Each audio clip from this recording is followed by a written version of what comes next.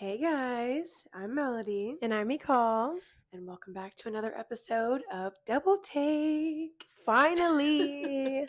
My God. Emphasis if y'all on finally. if y'all knew how long this has taken, and we have yet to get a full-length video yet. No, but actually today, this has taken 3 hours? 3 hours. What time did you get here? Literally, I texted her so long ago. It is 4. We had this stuff ready at, I think, 12:30. Max, 12:30. And the only reason why it's taken this long is because both my and her camera died. So we've literally been running back and forth. But now it's somewhat hopefully fully charged so we can get something going. 50th time is the charm. At this point it has to get done. It has to get done. Yeah. So if it flops, it flops. We're going to keep it going. Anyways. So it's crazy because I know there are many people who think that this podcast is dead. Done. Dead for, done. Which I don't even blame y'all because the last episode was, 3 months ago? November. Yeah, it was definitely before Christmas. It was sometime before, Thanksgiving even. And we filmed our episode. So long ago. Yeah, we filmed our episode. I feel like I was a whole different person then. So we filmed our episode. We went to break, had finals, second semester started. We had to adjust back into that. Yeah. But now we're here, and now we're going to actually keep this consistent. Yeah, because, low-key, we left this podcast lingering during, the, most, not peak moments. Last year, peak. Yeah, low-key was, at its peak. And it was, December literally is our birthday month. And we turned 21 at that. So, yes. It was really at its height. Let's talk about that a little bit. How was our 21st? It was cute. I actually liked it. No, it was we didn't do anything large because we're not very big birthday people. Not big birthday people, yeah. We've only, for our birthdays, we've only had it during peak moments in our life. 16, 18, 21. Yeah. Literally only the peak moments of our life for real. I feel like everything else, for example, freaking 13, turning a teenager, 13. We didn't have a 13. Yeah, we didn't have anything like that. And I don't know, we just didn't really care to do stuff like that. So and the thing is, I feel like our mom has always been the person to be like, what are you guys doing? What are you going to do? But yeah. Because she's a very big, planner. We're not. Which, so, well, actually, I would say I am. Maybe she's not so much, but I love everything to do with planning and orchestrating, a get-together. Nicole can attest. Any get-together, eating, or even, planning events, I love doing that, but I don't like doing it for my own thing, if that makes That's sense. what I'm saying. That's my problem. I love, for example, we've done things for our friends, surprise parties, yes, planning stuff for their birthdays, and, their, weekend events, things like that. For me, I think it's just, I have anxiety when it comes to planning my own stuff because I want to make sure everyone's enjoying it. Yeah, everything is just perfect. Yeah, 10 and it's just too much pressure. I feel for our 21st, it was so fun though because we did a little small thing with our childhood friends and stuff like that in our hometown in the Bay Area. We did something small, but I feel the whole time I was still in the back of my mind is everyone having fun? Is it good? Am I doing enough? Things like that. So I kind of need to work out of that, but. Yeah, that's why I like that we made sure it was more intimate because it's low stakes, chill. We did a little painting, sip and paint moment. Sip and paint. Didn't even sip. We didn't sip. We had little wine as decoration, but we don't enjoy drinking, so we didn't really. For our 21st, I wanted to do something kind of a little bit more than what we did at home, but I feel in the Bay it's very difficult to find a good kind of nightlife. It's just not the same as LA. Yeah, I feel LA, you can go it's so easy to find on Instagram, TikTok, you can find anything. Yeah. For the Bay Area, you kind of have to know people to figure that out, and I don't know, it just was not in the cards for us to do it like that in the Bay. So I think eventually, I don't know, some point this semester, I want to do something. Even though we're literally in February. But we have to do what we got because Nicole said the nightlife, it exists in the Bay, but it is nowhere near as prevalent as it is in LA, and that's just factual. Like, at least in LA, things are I would say it's of proximity in comparison to the Bay. For us in the Bay, we are going to have to go at least 30 minutes plus, 40 minutes plus. But you could take the BART train. Think about that. LA doesn't have anything. Doing that and going, it's just too much. I'm sorry. I feel like LA, it's like, what? You have to pay like 50, 60 for an Uber. Yeah. The Bay is like, you can find like transportation everywhere. And I know it's not relatively safe. That's my point. I'm saying that, okay, like, the only con, though, I think for like BART is people who want to partake in like drinking or things of that sort, because like you have to be fully there to like be taking BART, especially at night and stuff. So that's my only con with that, but it's like, very accessible. So like there's that. No, least. BART is actually so funny because we were never allowed to go on BART our entire life, like ever, even though it's a huge staple in Bay Area culture to go. Like, if you know anybody from the Bay, you know they don't like to drive to San Francisco. Because why? It is like the most steep hills. It's terrible to park. It's just not. Yeah. But our parents did it anyways because they just did not want us to go to BART. And we're huge concert people. So we would have to drive to San Francisco every single time with our parents. But eventually, they finally let us go on BART. And I think we probably were at least 19 at the time. And we've had our fair share of experiences on BART, though, so they were not. I think the first time we went on BART was already an insane experience. Yeah. There was. Do I even want to explain? The point is, LA, unfortunately, has more to do for nightlife, but we just haven't dabbled in it yet. Like, in, like, the real way, as in, like, as a 21-year-old. And now that we're 21, we can't, so... Hopefully we always say like, okay, this weekend, every weekend. We were supposed to go yesterday. Didn't go. Didn't work. There's something today, but that's Sunday. Today's Sunday. I know. There's something today? Yeah. What? It's like not lovers and friends, but it's like it's like a R&B, hip hop, whatever. Because tomorrow is President's Day. Oh, so they have it today. I saw that. But I tapped out. 9:55. So dang. See, I am so happy. This semester, I don't have any Monday classes. I can't believe it. I don't know how that's possible, but I made it happen. So Monday through Thursday, 9:55. 9:55 is not bad at all. It's really not. It's every day, so I don't have a late start. But I end early most days, which is good, except for Wednesdays, and Thursdays. So basically, half the week. Half the week is whatever. So I feel like the podcast kind of signifies new beginnings and a new era in our life now that we're 21 and things like that.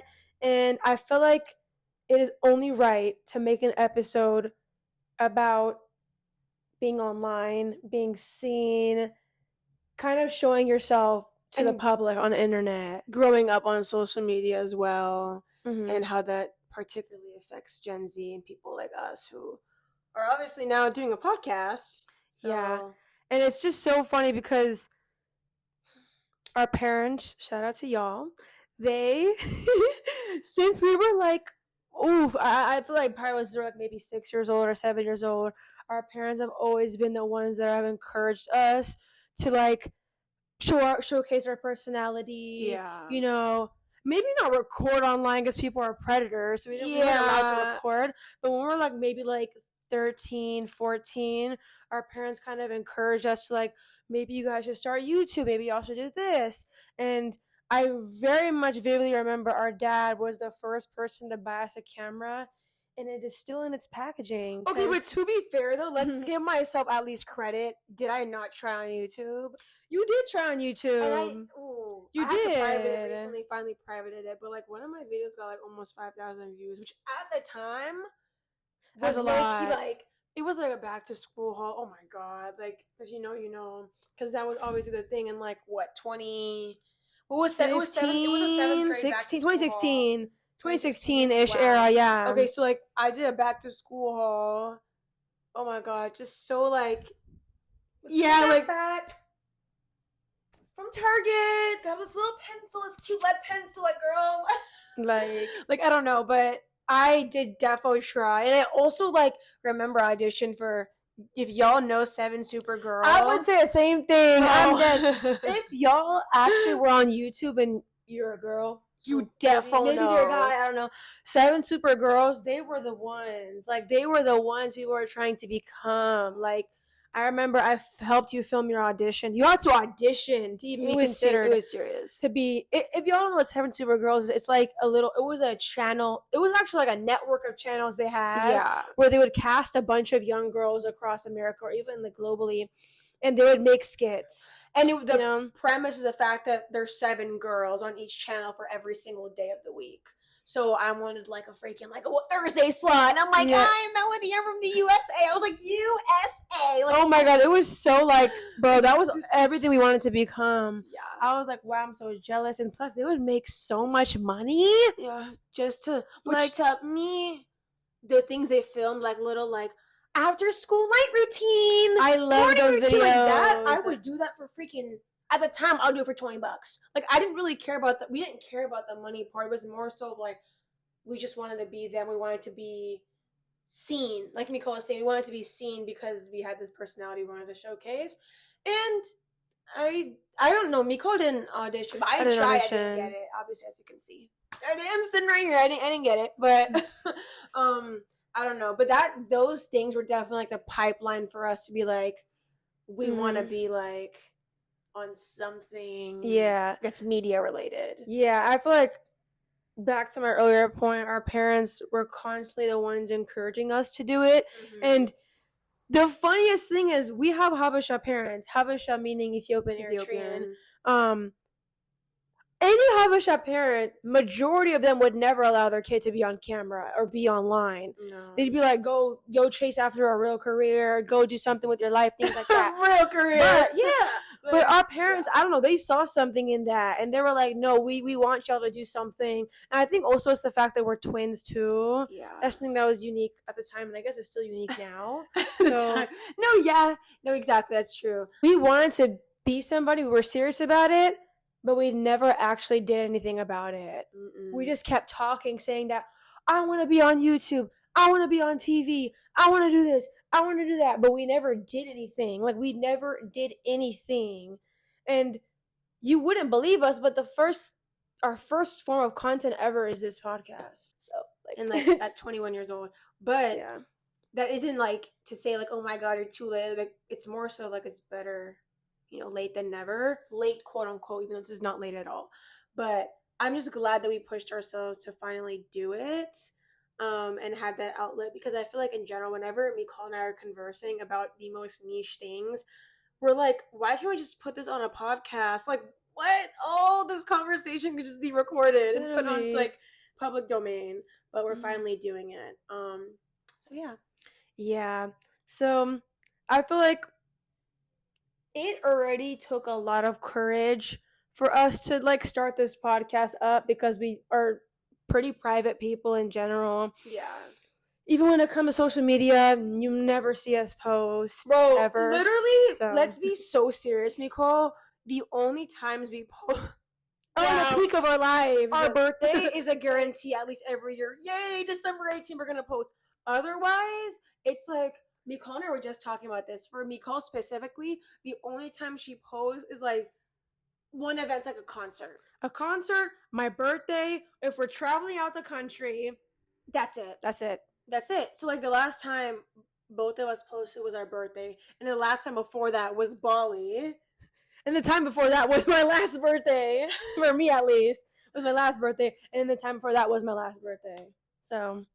Wow. And I think I remember another time you posted was literally for the Beyonce concert. So it's like, yeah, we need to step it up. But like in general, we all know, we can all attest, Instagram was just not the same.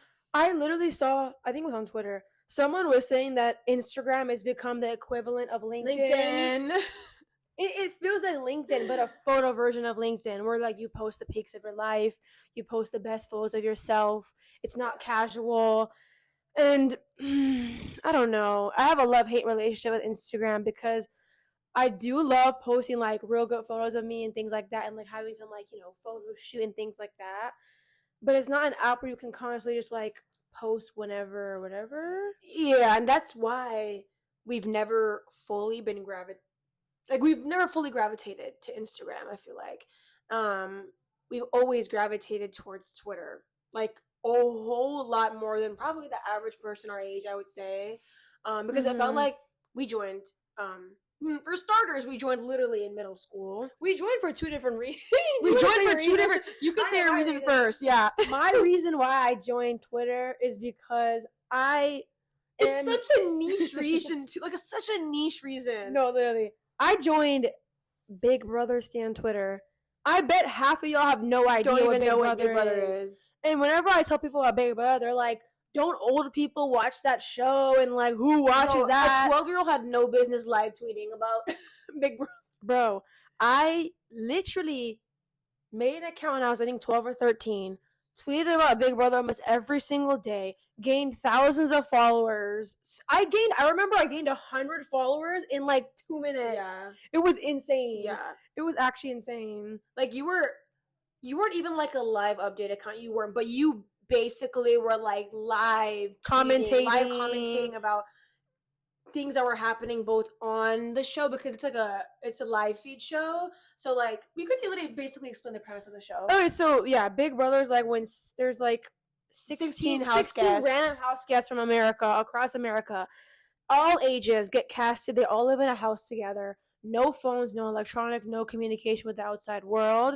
And you play pretty much endurance, mental, physical competitions. Mm-hmm. You create alliances. There's head of households that control every single week, or one head of household every week. They nominate house guests for eviction. Basically every week it's a cycle every week until there's one person that wins. So that show fascinated me so much. I love like mental competition kind of shows. I love Big Brother, Survivor, The Challenge. I love all those shows. So I spent every waking moment talking about the show, and I just gained like a community and found a lot of friends. Of course, it wasn't a good idea to join when I was like 12 or 13, but I feel like I was a pretty smart kid where I didn't like, let predators or like older people talk to me. Yeah. I joined Twitter maybe like probably not even a few months after me call for the band Why Don't We? And I'm very embarrassed to say that out loud. Oh my god. It's crazy because Melody was head over heels for this group. You did not. I'm sorry. I never gravitated towards Why Don't We? We can make a whole different episode about boy bands. We're not going to unpack. Yeah, we can make a whole other episode about boy bands. But we saw them live. They were actually pretty good live, though. We saw them in the Bay Area, but she had a whole phase with them. Thank God it wasn't too long of a phase, I would say. Like we had more of a phase for another boy band. I feel like we need a whole different episode. It's just too much lore. It's too much lore. But moral is I loved Why Don't We, and I joined for that fandom or whatever you want to call it. Ugh, I'm so icked out. Oh my god. Anyways, but I like navigated towards like different music artists and groups because of that. So I really joined Twitter for the music aspect of it. But I also grew a love for like commentating about film and television. Mm-hmm. We still love doing that. Like we're literally any movie or TV show that's like on the rise or just so raved about, we're gonna be commentating about it on Twitter. So yeah, I feel like Twitter is the only app that we actually stuck with. Because for example, Snapchat. If you use Snapchat in 2025, I'm embarrassed for you. Get a job. I'm embarrassed for you. Genuinely embarrassed for you. Because like, that's like what are you doing streaks? Like what? Probably. I know people say memories, which I have it for memories too, but like that's it. Low key, I rarely even do memories nowadays. I'd rather just take a photo. Like I don't know. It's funny to look back at stuff. I feel like I have a lot of college videos on Snapchat that I take, but I'd never. If y'all post on your story and stuff there, like who are you trying to like reach out to? And like, the thing is, though, I saw today actually coincidentally I was on Snapchat for some reason. And I feel like I only see people from our high school who use it. Y'all are stuck in the past. I don't see anybody like we know nowadays who use it. It's really only. I'm not trying to be even shady, but like we, as you can tell, we were not fans of high school. Like, just generally didn't have the best experience in high school or like enjoyed it that much. We really gravitated towards social media for a lot of that. Not because we're like, oh my god, we have no friends or like something like that. No, like more so of like, how do you want to explain it? I think Twitter specifically is an app where you truly can be unfiltered. You can be who you are. And it's also very, very easy to find people who are just like you. Yeah. If you see people probably online, like, who talk about, like, their online best friends of, like, 10 years, good chances they probably found them off Twitter. Twitter is, like, the best place to find, because they have so many different, like, forums, Hubs. communities, whatever. Like, I guess you could say echo chambers, I guess, of where to be. Like, for me, I was on Big Brother Twitter. She was on Why Don't We / Boy Band Twitter. Things like that. So with that, we were able to find our people, and then slowly but surely we were able to, like, mesh in our ways and find an avenue where we can both be on Twitter together, kind of. Yeah. But when it comes to actually posting yourself online, that's different than being on Twitter. Because Twitter, I think the reason why we liked it also is because you can kind of hide behind a screen. Because you're just saying your thoughts. Because your face doesn't have to be attached to the tweet. Like, you can have any profile photo. For Instagram, you have to show your face. Like, if it's a personal account, you have to show your face. Yeah. And not only that, I feel like when it comes to posting anything, I've been somebody personally who's very precautious. Even when it comes to, like, my wins, accomplishments, moments in life, things like that. I don't know. It just is just so, like, I just get, like, an itch when it comes to, like, posting and things like that. Mm-hmm. But I feel like at the same time, nothing can change in your life if you don't put yourself out there to begin with. Yeah. And that's something that we kind of been hitting a wall with for many, many years. Like, oh my God, like, how can we reach people? How can we do this? But it's like, we aren't putting ourselves out there, which is why we're not reaching anyone.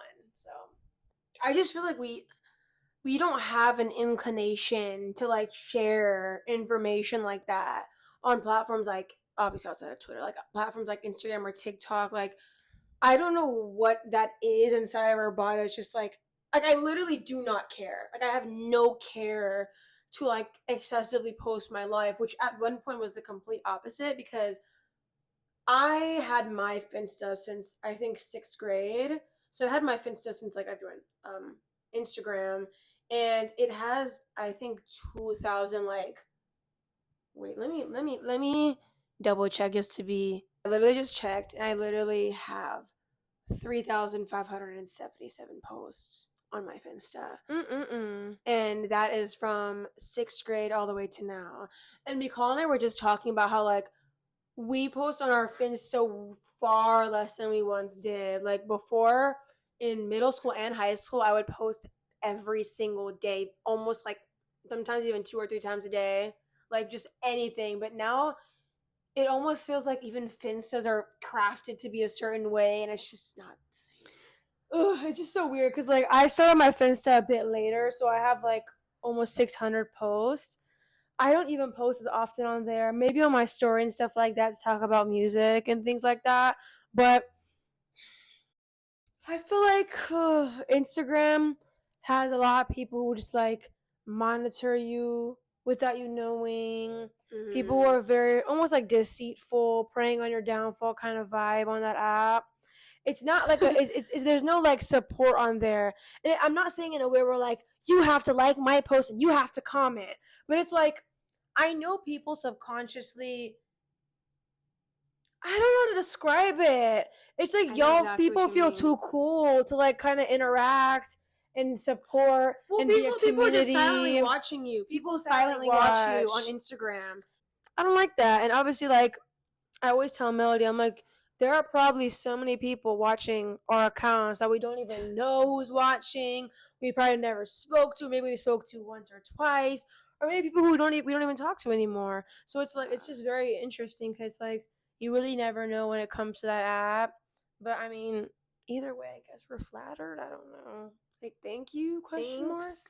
I don't know. So, and honestly, I am, well, many more ways than one, very blessed that we chose LMU because, for one, it gave us an immense reality check on the simple fact that if we want to be somebody, or, like, we're trying to be in some industry, which happens to be entertainment. Hey, talking on the mic. But with that, it's like, if you want to be somebody or be in some industry that has spotlight, you have to push yourself out there. And if you don't, you can't expect anything. And that is exactly why, I don't know if Nicole still has it on her board. I also have it on my phone. My favorite quote of all time. I changed it. Oh my god, our thing is like recording, but like I changed it saying, "Ooh, you can't even see it. You can't see it, but nothing changes if nothing changes." That is, if not my favorite quote of all time. And it is one of the only, I'm a very big quote person. I've grown up always saving quotes, writing them down. It's like a motto for me, for my life. When you break it down, nothing changes if nothing changes. If you make no change to your life, no steps, no commitments, no drive, you can't expect anything in your life to be different than where you are right now. You're going to stay in the same spot. So that's kind of what inspired us to keep moving forward with this podcast. It's like, we got to make some change in our life. Hello. Yeah. Clock is ticking. I mean, not really, but kind of. Yeah. So, and just like the idea of being so stagnant and not seeing change or seeing potential but not making it come to fruition is the most disgusting feeling I think to have personally. Like, it's very unsettling to know that you can be doing so much and you're watching it all pass by. You're watching all your minutes pass by. And that reminds me of one quote actually that our mom had sent me. Let me find it. Better to admit that you walked through the wrong door than to spend your life in the wrong room. That, I think, like, if the people who are listening are like firm believers in, like, how do I word it?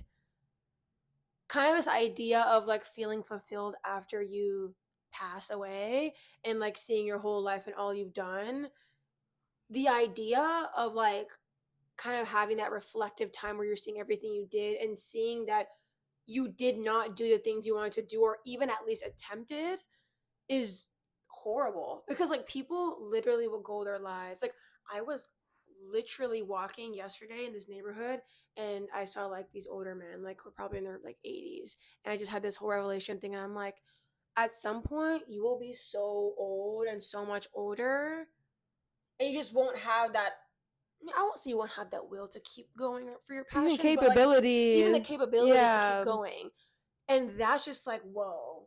Like our mom was saying, like, at least you can say you went into those rooms and you tried. At least you can say that. That's the thing for me, because I think for me, as long as I'm alive and breathing, there is no reason why I shouldn't be doing these things. There's no excuse, to be honest. There's no excuse.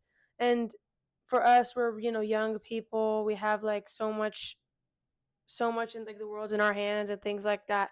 And I feel like we wasted many, many years of just kind of like stuck in that park position where it's like, I don't know what to do, or what should I do? So it's like, now it's like, you know what? I'd rather just keep pushing and keep pushing. If it just keeps failing and failing and failing, so what? Something I always tell Melody is that whenever I'm like, on Instagram, whatever, things like TikTok, things like that, whenever I see somebody trying their absolute hardest to do their own passion or show it, whether that's like, I don't know, making clothes, doing music, I don't know, doing hair, or I don't know, anything like that. When I see somebody genuinely like posting, I'm like, we always give them kudos. Kudos, even literally, and I'm not even trying to say this in a rude way, by the way, but like, y'all know, y'all have been here.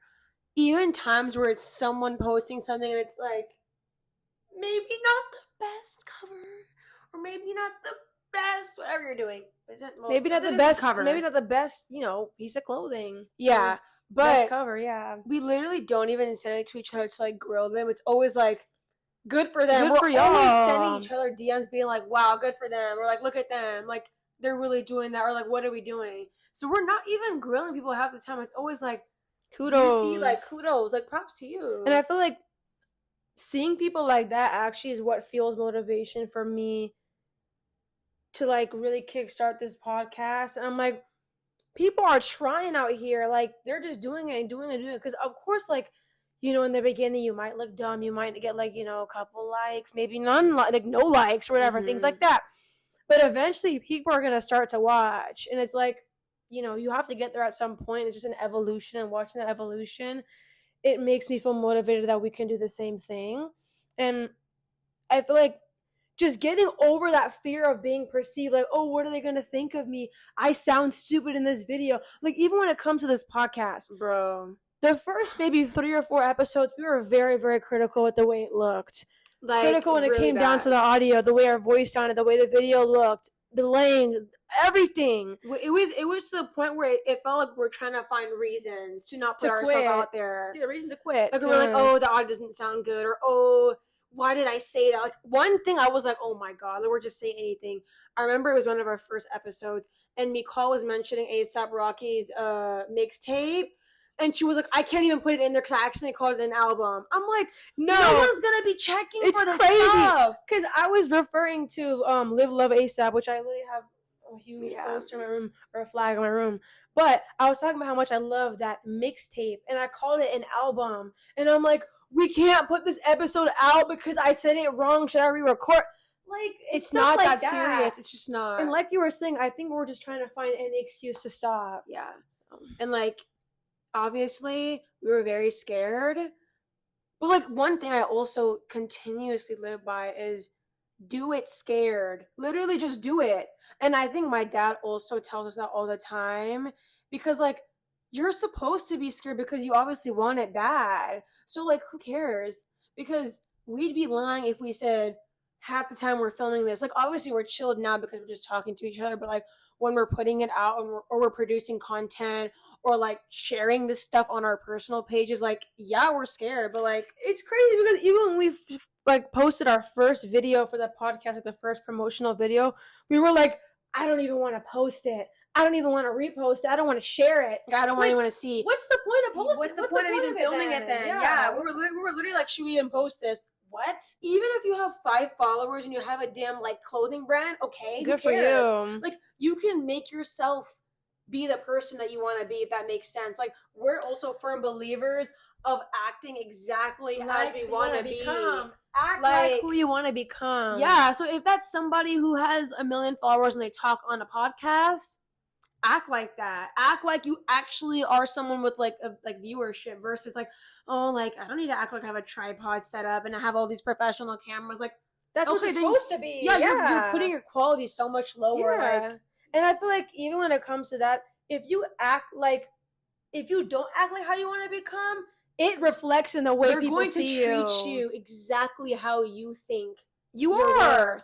Yeah. Like, so it's just like, you might as well just put yourself being higher. Scared of being perceived and at least carry yourself high enough to where people want to respect you, because why don't you want to be respected? You know what I mean? And everyone is worth being respected, especially if they're going out there to do something that they want to do. So I think that's why we're seriously trying to combat that, and also show our viewers that, like, we are still scared, but we were at one point extremely scared of being perceived, and now we're at a point where, like, who cares? Like, who cares? Like, we say this stuff anyways on conversations with other people, so we might as well just put it out there because we stand by what we said. And, like, we're not hurting other people, and that's all that matters. Like, if you're hurting somebody and you're doing things that are so malicious, rethink yourself. But we're not doing anything that's hurting others. We're just doing something that we find joy in. So yeah, even if you're the most genuine person on the planet, I guarantee there's at least one person that exists that hates you. Sorry. And the thing is, let's flip that. There is someone out there you hate too. You might not say you hate them, but you don't like them. So if you have the right to not like someone else has the right to not like you, and that's fine. And think about it, like, I always think this. Zendaya has haters, and she's one of the most, like, what is wrong about her? She has haters.